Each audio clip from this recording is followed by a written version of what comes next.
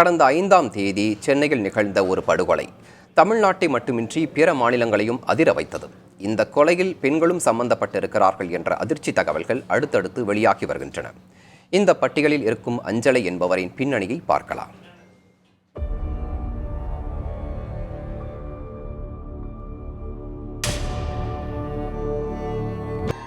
பகுஜன் சமாஜ் கட்சியின் மாநில தலைவர் ஆம்ஸ்ட்ராங் தனது வீட்டின் அருகிலேயே கொடூரமாக வெட்டி படுகொலை செய்யப்பட்டது ஒட்டுமொத்த நாட்டையும் பதற வைத்தது. ஆற்காடு சுரேஷ் என்ற ரவுடியின் கொலைக்கு பழி வாங்கவே ஆம்ஸ்ட்ராங் கொலை செய்யப்பட்டதாக சந்தேகிக்கிறது காவல்துறை. ஆற்காடு சுரேஷின் தம்பி உட்பட 11 பேரை கைது செய்தனர்.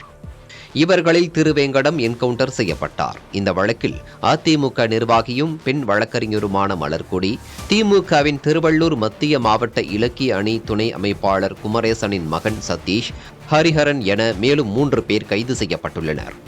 ஆம்ஸ்ட்ராங் கொலையில் முக்கிய பங்களித்தவராக கருதி பாஜக நிர்வாகியான அஞ்சலை என்பவரை தீவிரமாக தேடுகிறது காவல்துறை. இந்த அஞ்சலை யார் என்று பார்க்கலாம்.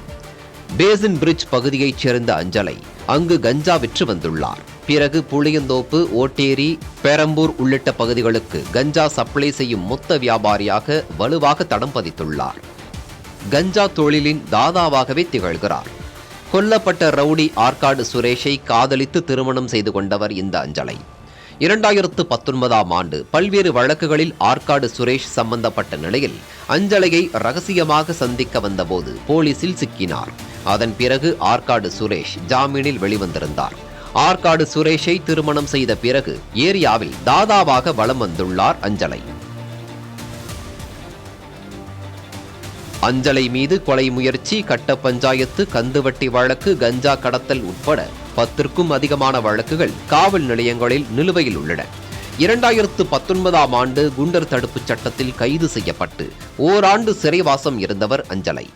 தொடர் குற்ற வழக்குகள் காரணமாக காவல்துறையின் ஏடுகளில் பி கேட்டகரி சரித்திர பதிவேடு குற்றவாளியாக பதிவாகியுள்ளார். ஓராண்டு சிறைவாசத்திற்கு பிறகு வெளியே வந்த அஞ்சலை பாஜகவில் இணைந்தார். கட்சியின் வடசென்னை மகளிர் அணி துணைச் செயலாளர் பதவி வழங்கியது பாஜக.